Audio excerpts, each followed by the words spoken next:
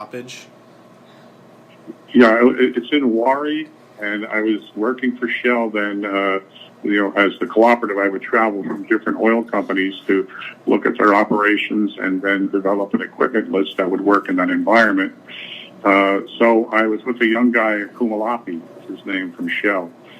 And as you travel to the international airport in Wari, it was only one runway. The road actually goes across the middle of the runway. So the arm comes down, and you stop your car. Well, to the right of the car, a guy had set up a table, and he was a butcher. He had a half a cow hanging up from a tree, and he was laying into this thing with a full pickaxe. So on a little bit on the naive side, I learned a lesson I've never forgotten. I got out of the car and took his picture. Well, I noticed through the viewfinder of my camera that he was coming after me with that axe. And got back in the car, and the driver was so unsettled from being commanded from a Kumalapi that he went around the arm crossing the road and crossed the runway. So that was not a good experience, and I learned never to do that again.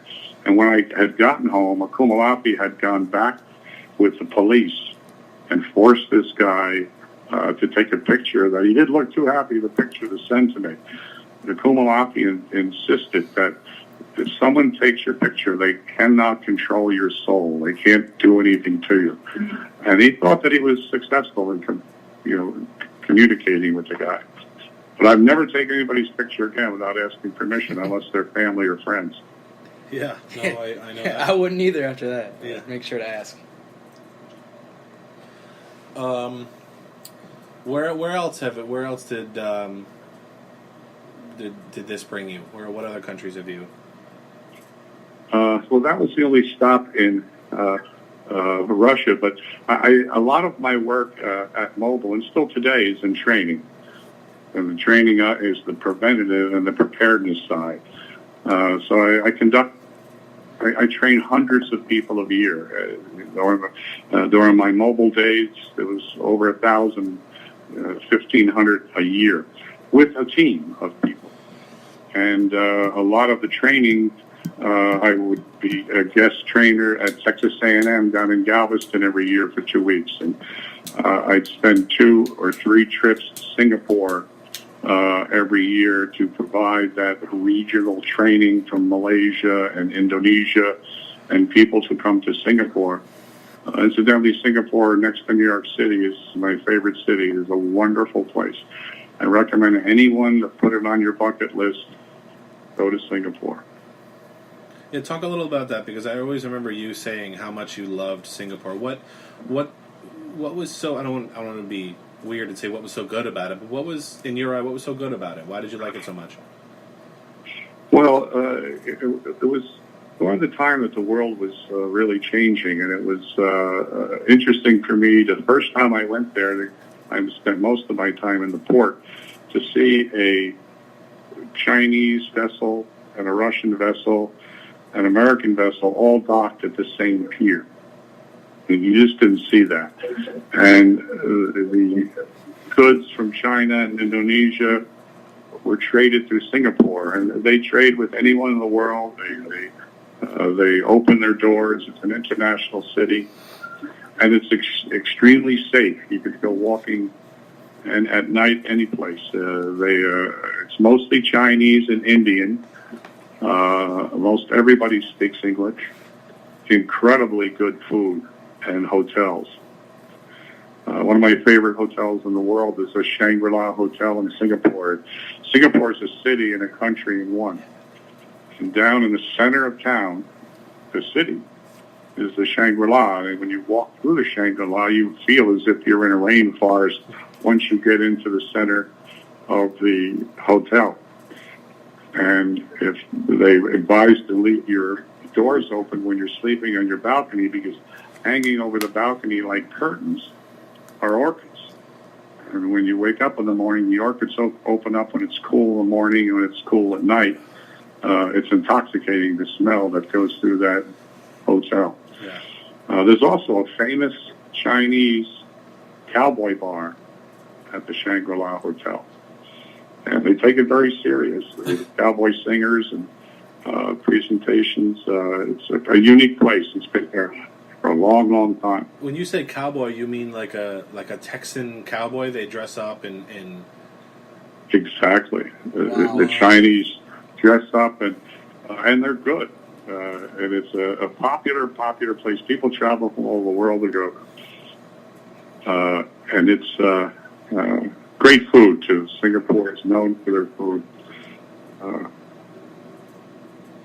Seems to be a lot of my memories are about food. Mine too, and I'm only 25. You gotta have so a good that's fine. food. You gotta have good food. How would you explain to someone how you were able to be so well accepted around the world? Is it something you did? Is it manners? Is it how did you carry yourself that allowed you to be so successful in so many different cultures? I mean, we just talked about Russia, Africa, and Indochina. You can't find three different, but you seem to flourish in those cultures. How'd you do that? Well, I do want to say that I wasn't accepted everywhere, but to answer your question, when I traveled, I didn't want to disappoint people. I wasn't going to change for their countries. I wanted to be in America. And I'm from New Jersey, so people in New Jersey have no problems giving their opinions. Secondly, I also have manners and respect, something that a lot of countries don't expect to feel and get from Americans. And when you meet anybody, whether it's international, especially international, and you treat somebody with respect, regardless of what level, and you use manners. Manners are so important because more times than not, it's a first impression. You're meeting that person for the first time, and you only have a few hours there, so you have to have first impression. Having manners with administrative assistants and doormen and right through. I think that was the secret, and that was one of the reasons why I was so well received in most places. That's interesting. Even though I made a lot of mistakes and naive mistakes, I learned from them. Well, for the sake of fun, let's talk about some mistakes. What? Give me an example of a mistake that you learned in Nigeria that you will not forget about. Aside from the guy with the camera, wasn't there something? I feel like I remember something else. It's the first. Nigeria was one of my first trips after Ecuador and Peru, and I was working for Mobil, and I was writing a contingency plan for Port Harcourt terminal. So I worked till about nonstop, about 4 or 5 hours.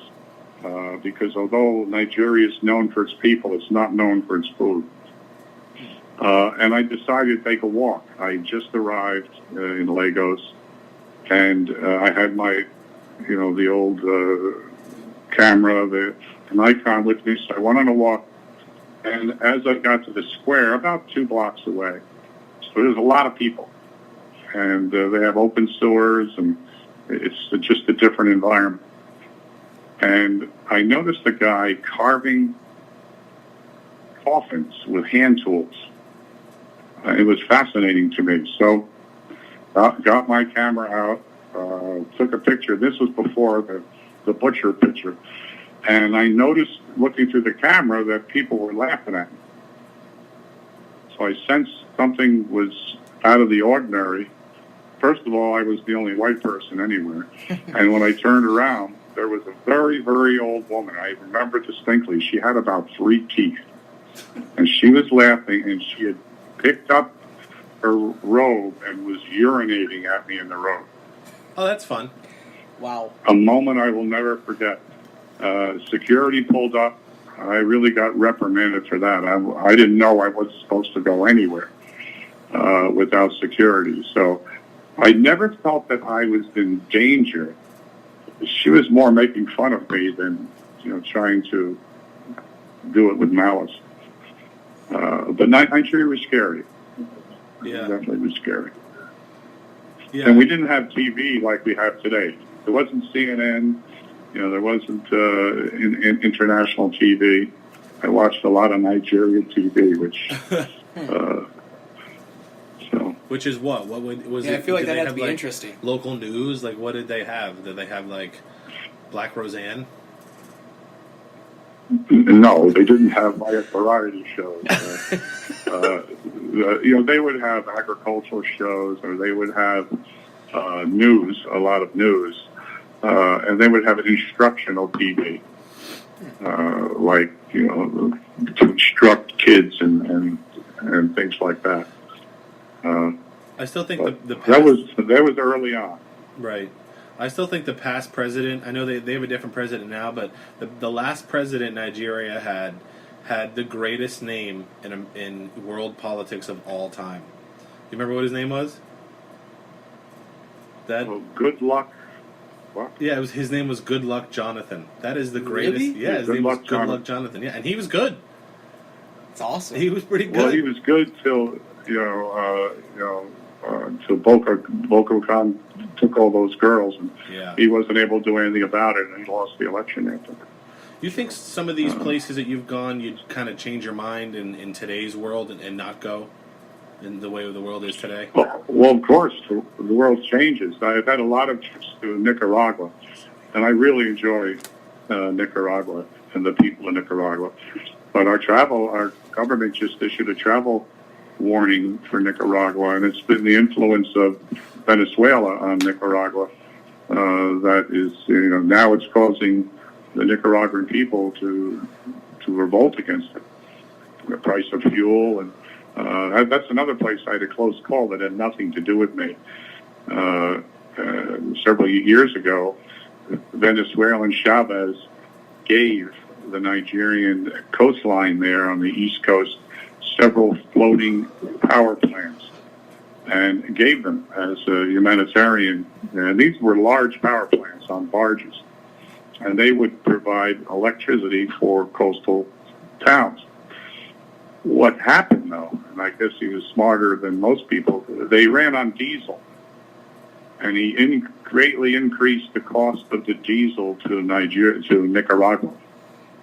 Oh. And there was a problem when I was there, and I was providing some training, and normally I leave for training at 7 in the morning, and by 9:30 I'd left yet, and we didn't start the training till 11, and the dock where I was training on, apparently a vessel came in from Venezuela, and with some security guards on it, and this particular dock had a manifold that was shared by 3 companies. And 2 of them were used to be American companies. And the security guy got off the barge, the Venezuelan said, empty this vessel into those tanks. And the worker said, I don't even work for that company, I work for this company. And I guess he's repeated it a few times.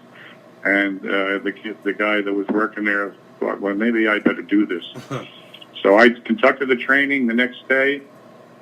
Same thing, a barge came in and they shot the guy in the head because they didn't like the way he was acting. So that came close. Now I listen to our government when they say there's a travel warning and advisory. I take it to heed. Yeah. Speaking of travel warnings and travel advisory, I know there isn't a travel advisory for this specific country, but it's pretty much in the middle of all the other ones. Let's talk about Saudi Arabia a little bit. That's a quite an interesting country. It's one of the only countries in the Middle East that has money. True. Well, I don't necessarily agree with that. They all have money. Well, I mean like in a royalty sense. They have a royal family because they have Aramco. Yes.